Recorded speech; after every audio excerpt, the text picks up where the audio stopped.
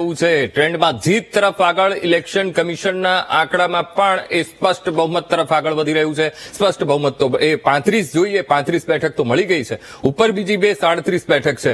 પણ મુસ્લિમ બહુલ વિસ્તાર અને સ્લમ વિસ્તાર ત્યાં પણ ભાજપ આગળ ચાલી રહ્યું છે.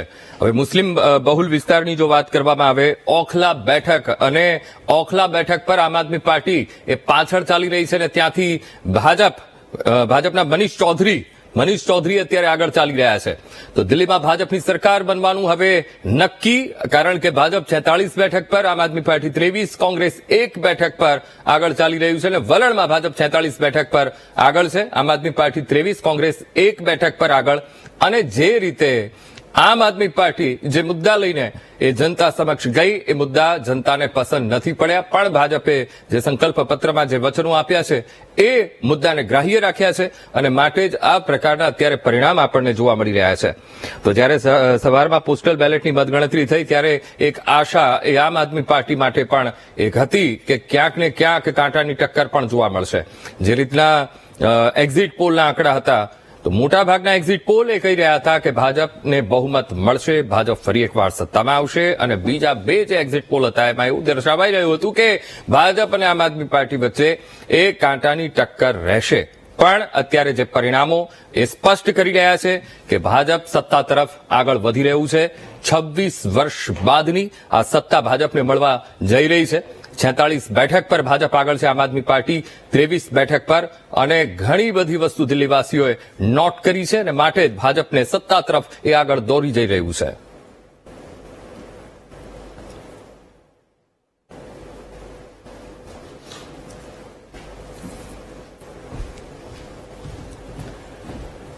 તો હવે જે સવાલ હતો રાજધાનીમાં કોનું રાજ, એ હવે સ્પષ્ટતા તરફ આગળ વધી રહ્યું છે, કારણ કે દિલ્હીમાં ભાજપની સરકાર બનવાનું એ નક્કી એ માનવામાં આવી રહ્યું છે. કારણ કે વલણમાં તો ભાજપ આગળ છે, પણ ઇલેક્શન કમિશનમાં સ્પષ્ટ બહુમત જેટલી જોઈએ, કારણ કે 70 ટોટલ બેઠકો છે અને એમાંથી 35 જોઈએ જીત માટે, બહુમત માટે, એને 35 ભાજપે કવર કરી લીધી છે અને ઉપર બીજી 2 કવર થઈ ગઈ છે ઇલેક્શન કમિશનના આંકડા પ્રમાણે.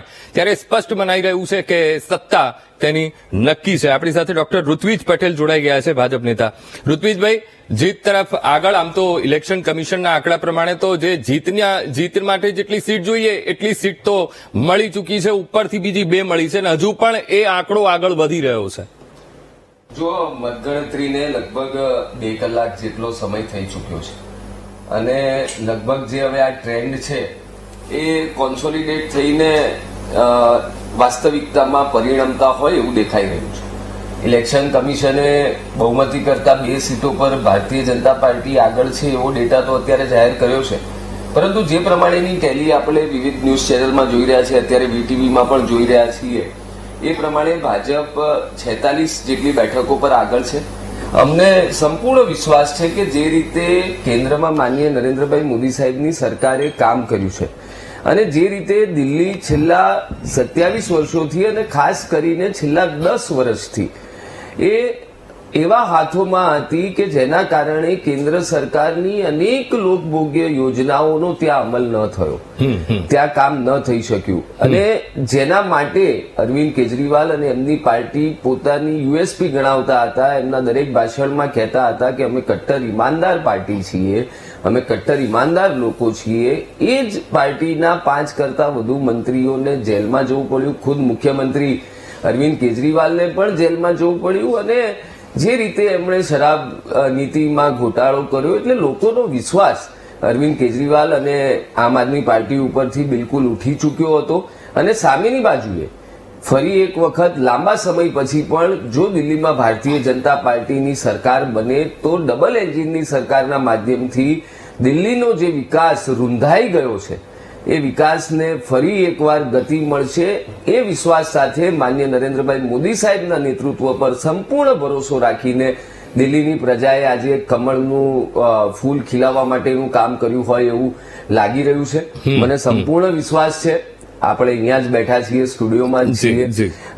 અંતિમ પરિણામ આવશે ત્યારે આ આંકડો ખૂબ મોટો હશે. હજુ પણ અમને અપેક્ષા છે કે 50+ ભારતીય જનતા પાર્ટી 100% બેઠકો જીતશે અને લેન્ડસ્લાઇડ વિક્ટરી એમ ભારતીય જનતા પાર્ટીની આજે થવા જઈ રહી છે. ઓકે મુકેશભાઈ, આ ક્યાં કચાશ રહી ગઈ છે? માત્ર એક જ બેઠક ઉપર કોંગ્રેસ દેખાઈ રહી છે.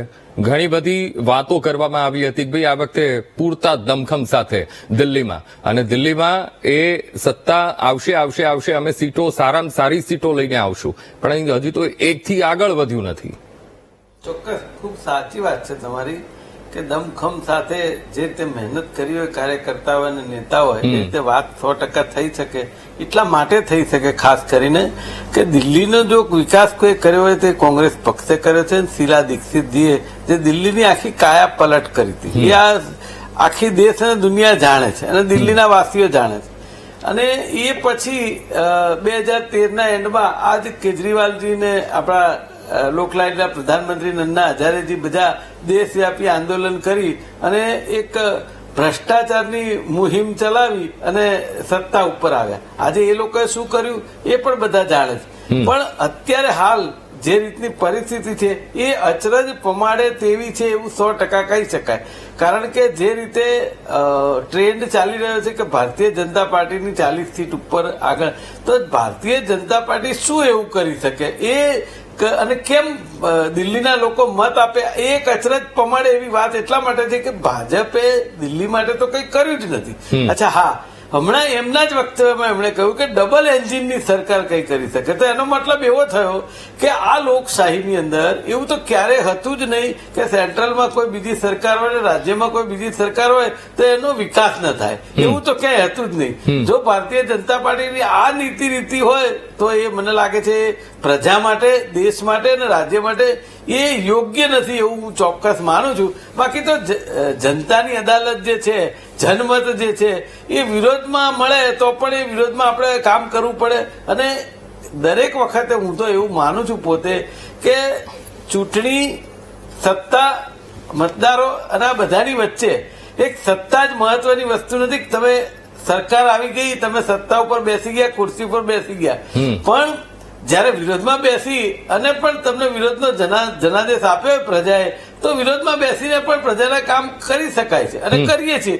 છેલ્લા 30 વર્ષથી ભારતીય જનતા પાર્ટીની ગુજરાતમાં સરકાર છે. તમે સમજો, વિરોધમાં બેસવાનો જનાદેશ કોંગ્રેસને અક્ષર મળતો રહ્યો છે. અને ભારતીય જનતા પાર્ટીનો જે રીતનો વિકાસ ચાલી રહ્યો છે ગુજરાતમાં એ આપણે સૌ જોઈએ છે કે કેટલો ભ્રષ્ટાચાર, કેટલી અસલી નકલી.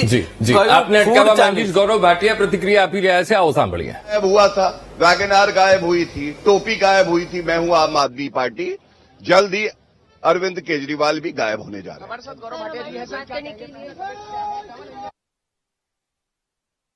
એક બાદ એક વસ્તુ જે રીતે ગાયબ થઈ રહી છે એ રીતે આમ આદમી પાર્ટીના નેતાઓ પણ ગાયબ થઈ જશે.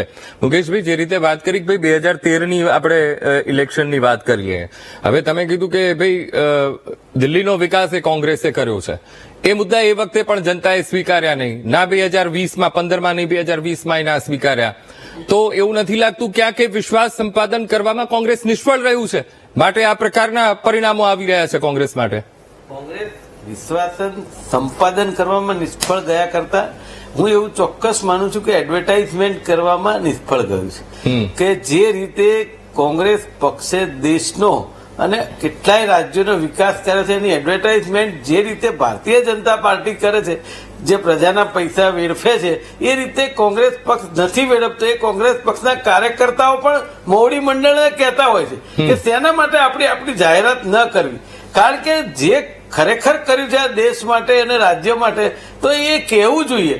આજે મનમોહનસિંહજી હતા ભલે, તો એ જયારે હમણાં સ્વર્ગસ્થ બન્યા ત્યારે આખા દેશ અને દુનિયાએ કહ્યું હતું કે મનમોહનસિંહ જેવું દેશનો વહીવટ કોઈ કરી ના શકે. અને જે બજેટ એમણે આપ્યા હતા અને જે અર્થતંત્રથી દેશને ઉગાર્યો હતો એ કોઈ ભૂલી ના શકે. તો એ જે કામો છે એ કોંગ્રેસ પક્ષની સરકાર અને એમના નેતાઓએ જ કરેલા છે. હાર જીત મેં હજી પણ કહ્યું કે મતદારોના મતે જે છે હારજીત એ હારજીત જ છે, એ આપણે સ્વીકારી રહી. એક પ્રતિક્રિયા આવી રહી છે શાહનવાज हुसैन, सामने देश में हो रहा है. अरविंद केजरीवाल का जो ढोंग था वो 11 साल में लोगों ने पहचान लिया कि वो आम आदमी कभी नहीं थे, इनकम टैक्स कमिश्नर थे, आम आदमी का भेष बना के आए थे और उसको पूरी तरह भारतीय जनता पार्टी ने एक्सपोज किया. भारतीय जनता पार्टी दिल्ली में बहुत भारी बहुमत से सरकार बनाने जा रही है. सर, एग्जिट पोल में 42 प्लस फिगर्स दिए गए थे, क्या लगता है इसका जो नंबर है ये क्रॉस हो पाएंगे? नहीं, हम तो 50 तक पहुंचेंगे ऐसा उम्मीद है।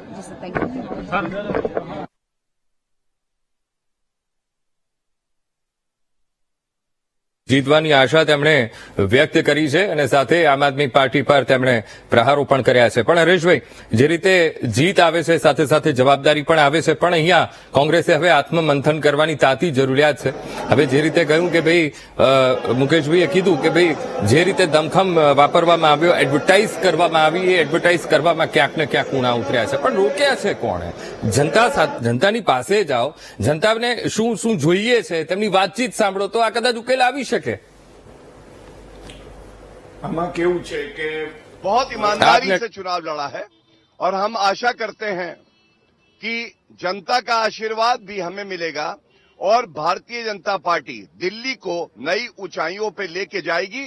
और ये कहना गलत नहीं होगा रुझान को देखते हुए कि दिल्ली के दिल में नरेंद्र मोदी जी और भाजपा हैं और नरेंद्र मोदी जी के दिल में दिल्ली के निवासी और नागरिक हैं. Thank you. જી હરેશભાઈ. એટલે કોંગ્રેસે એના ભૂતકાળમાંથી બહાર આવવાની પહેલી જરૂર છે, કારણ કે ભૂતકાળમાં તમે બહુ બુલંદ હતા, પણ અત્યારે શું છો એ જોવાની જરૂર છે. બીજું કે તમે જે નામે વોટ માંગવા નીકળ્યા છો એની સામે તમે પાસે શું છે એ પણ તમારે જોવું જોઈએ. બરાબર, તમે જે કંઈ ક્લેમ કરો છો કે અગાઉ શું હતું, 10 વર્ષ પહેલા તમારી પાસે સરકાર હતી ત્યારે તમે આ બધું જ કરી શક્યા હો, તે નથી કરી શક્યા. અને છતાં 26 વર્ષ પહેલા જેની સરકાર હતી એ સરકાર હવે પાછી આવી રહી છે. દેટ મીન્સ કે લોકોની એક આશા છે. અત્યારે સાચી વાત એ છે કે બરાબર છે કે એન્ટી ઇન્કમ્બન્સી ફેક્ટર જ કામ કરી રહ્યું છે અને એમ અરવિંદ કેજરીવાલની જે નિષ્ફળતાઓ છે એ આમાં એ પ્રદર્શિત થઈ રહી છે. પણ સામે લોકોની અપેક્ષા હવે ભારતીય જનતા પાર્ટી પાસે રહી છે. કેન્દ્રમાં ભારતીય જનતા પાર્ટીની સરકાર છે, રાજનગર અથવા પાટનગર એમ દિલ્હી છે અને દિલ્હીમાં લોકોની અપેક્ષાઓ ઘણી બધી છે. ત્યારે હવે ભારતીય જનતા પાર્ટીને સુકાન મળી રહ્યું છે. બિલકુલ. ઋત્વિજભાઈ, રમેશ બિધુડી તેમણે પણ પ્રતિક્રિયા આપી હતી અને સેવાની વાત કરી રહ્યા હતા. પણ સાથે સાથે હું માનું છું ત્યાં સુધી હવે સેવા શબ્દથી નહીં ચાલે, કામ પણ તમારે બતાવવું પડશે. કારણ કે આ જીત મળી છે તો સામે જવાબદારી પણ એટલી મળી છે અને સામે દિલ્હીના પ્રશ્નો પણ મોટા છે. જુઓ, ભલે લાંબા સમયથી વિધાનસભામાં દિલ્હીમાં ભારતીય જનતા પાર્ટીની સરકાર ન હોય, પરંતુ લોકસભાની ચૂંટણીઓમાં તમામ બેઠકો ભારતીય જનતા પાર્ટી છેલ્લા 3 વખતથી જીતતું આવ્યું છે. અને એ જ કારણ છે કે ત્યાં લોકોને જે અગવડતાઓ પડી રહી છે એને વાચા આપીને ક્યાંક ને ક્યાંક એનું સમાધાન કરવાનો સતત પ્રયાસ એ ભારતીય જનતા પાર્ટીના સાંસદોએ તો કર્યો જ છે. એટલે જ્યારે પ્રજાએ આટલી મોટી નવી જવાબદારી આપવા માટેનું જ્યારે મન બનાવ્યું છે ત્યારે ચોક્કસ એક નવી ઉર્જા સાથે દિલ્હીમાં જે ત્રુટીઓ રહી ગઈ છે, જે તેના મૂળભૂત પ્રશ્નો હતા, જે ચુનાવનો મોટો મુદ્દો પણ હતો, એ જો યમુનાનું શુદ્ધિકરણ હોય અથવા તો સીવેજના પ્રશ્નો હોય અથવા તો પાણીના પ્રશ્નો હોય, વીજળીના પ્રશ્નો હોય, તો એ તમામ પ્રશ્નોને વાચા આપીને હલ કરવાની જવાબદારી જ્યારે અંતિમ પરિણામ આવે અને ભારતીય જનતા પાર્ટીની સરકાર બને ત્યારે એ અમારી છે. બીજું ઘણા બધા કારણો છે કે જેના કારણે આમ આદમી પાર્ટીને આજે પરાજય થયો છે. જે એમનું નામ હતું કે તેઓ આમ આદમી પાર્ટી એટલે કે સામાન્ય માણસની પાર્ટી, પરંતુ જેમ જેમ સત્તાનો સ્વાદ તેઓ ચાખતા ગયા અને એમનામાં આવેલું આમૂલચૂલ પરિવર્તન, મુખ્યમંત્રીના ઘરને એક શીશ મહેલ બનાવીને કરોડો રૂપિયાનો વેરફાર જ્યારે કર્યો હોય, શરાબ નીતિમાં એક ઉપર એક દારૂની બોટલ ફ્રી આપવાની જાહેરાત કરીને એમાં પણ જ્યારે ભ્રષ્ટાચાર કર્યો હોય, જે મોડલની તે લોકો વાત કરી રહ્યા હતા એ મોડલ એટલે કે માનો કે મોહલ્લા ક્લિનિક, એવા મોહલ્લા ક્લિનિક કે જ્યાં શ્વાન ફરતા હોય. એટલે જે દંભ હતો એ દંભ ખુલ્લો પડી ગયો. સાથે સાથે जो आम आदमी पार्टी और कांग्रेस पार्टी ने दिल्ली का सत्यानाश किया था, प्रधानमंत्री जी के विश्वास में पूर्ण रूप से दिल्ली की जनता खड़े होकर आशीर्वाद प्रदान किया है और अब थोड़े घंटे वेट कर लीजिए, पूर्ण नतीजा निकलेगा. अब समय आ गया है कि आप जाइए. केजरीवाल जी ने कहा कि वोटर का उपयोग कर सकती थी भाजपा. चलिए.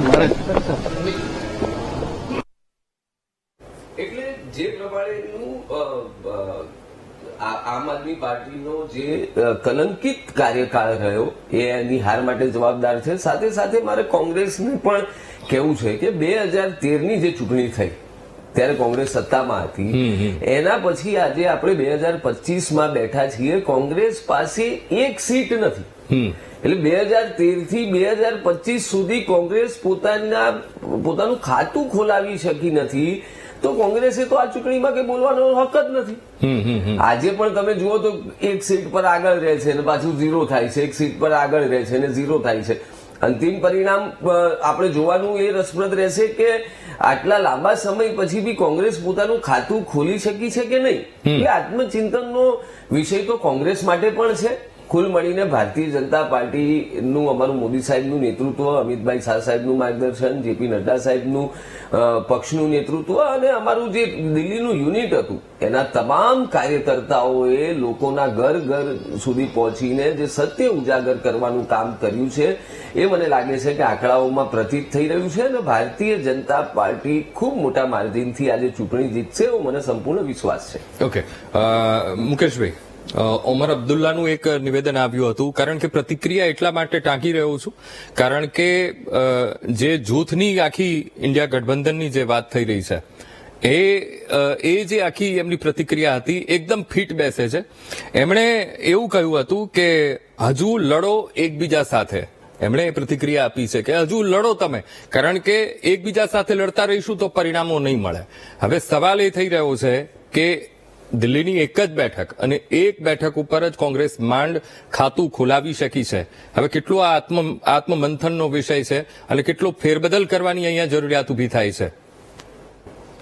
જો ચોક્કસથી આત્મમંથનની વાત હોય ને તો કોઈ પણ પાર્ટી હોય, જ્યારે રિઝલ્ટમાં આવા ફેરફારો આવે ત્યારે આત્મમંથન 100% માગી લેતું હોય છે. પણ એક વાત સાથે સાથે એ પણ નક્કી છે કે ધારો કે આપણે 70 સીટ છે, 38 ભાજપને આવી, 31 આપને આવી અને કોંગ્રેસને એક આવે કે ના આવે, પણ વોટની જે ટકાવારી છે ને એના ઉપર પણ આપણે રાજકારણ હોય છે અને સેવાનું માધ્યમ હોય છે. જે લોકોએ કોંગ્રેસ પક્ષને દરેક સીટ ઉપર મત આપ્યા તો શું એના માટે કામ નહીં કરવાનું? એટલે કોંગ્રેસને બોલવાનો અધિકાર જ નથી. આ શબ્દો બિલકુલ અવાહ્ય. હું એવું કહું છું કે આવા શબ્દોથી શું મતલબ છે? રાજકારણ છે. આ રાજકીય ગતિવિધિથી આ દેશ ચાલે છે, લોકશાહી છે. એની અંદર આપણે દરેક પ્રજા માટે કામ કરતા પ્રતિનિધિઓ ખાલી ચૂંટાઈ જવું, સત્તા લઈ લેવી, ખુરશી પર બેસી જવું, આ એક ખાલી માધ્યમ છે એવું હું માનતો જ નથી. એ ભારતીય જનતા પાર્ટીમાં 100% છે કે એકવાર સત્તા એન કેન પ્રકારે હાંસલ કરી લો પછી તમારે ગુજરાત હોય કે દેશ હોય એની અંદર અત્યારે હાલ પ્રશ્નોની એટલી હારમાળા છે કે મને પોતાને સરપ્રાઈઝ લાગે છે કે આ દિલ્હીમાં ભાજપની આટલી સીટ આવે કઈ રીતે. અચ્છા, એટલે એન કેન પ્રકારે જ લાગે છે તમને? આ એન કેન પ્રકારે એટલા માટે કે તમે જો આજે અસલી નકલીમાંથી આખો દેશ બહાર આવે છે. તમે જો ગમે ત્યારે ગમે તે ઠગ આવી જાય, ગમે ત્યારે ગમે તે સાયબર ફ્રોડ થઈ જાય, દરરોજ લાખો રૂપિયા લોકોને લૂંટાય. તમે ડિજિટલ ઇન્ડિયાની વાત કરો તો મને એવું થાય છે કે આજે કઈ રીતે આ દેશમાં તમે ફૂડ, જેની તમે વૈશ્વિક હરણફાળની વાત કરો છો અને એક બાજુ તમે ફૂડની અંદર કોઈ ક્વોલિટી નથી સાહેબ, કે તમે કયું ફૂડ ક્યારે લઈ શકો એની કોઈ ગેરંટી નથી. તો કઈ રીતે લોકો વિશ્વાસ મૂકે છે? આ બી એક અચરજનો જ સવાલ છે. તો આની ઉપર તો તમારે ખરેખર રિસર્ચ કરવું જ પડશે. કરવું જ પડે, 100%ની વાત. ઠીક છે, ઠીક છે. અત્યારના જે શરૂઆતી વલણ અને એમાં ભાજપ 41 બેઠક ઉપર આગળ છે, આમ આદમી પાર્ટી 29 બેઠક ઉપર. આંકડાઓમાં હજુ પણ થોડી ફેરબદલ આપણને જોવા મળી રહી છે. આ ચર્ચાનો દોર પણ આપણે યથાવત રહેશે અને પળે પળના અપડેટ પણ અમે આપના સુધી પહોંચાડતા રહીશું. રોકાઈશું એક બ્રેક માટે.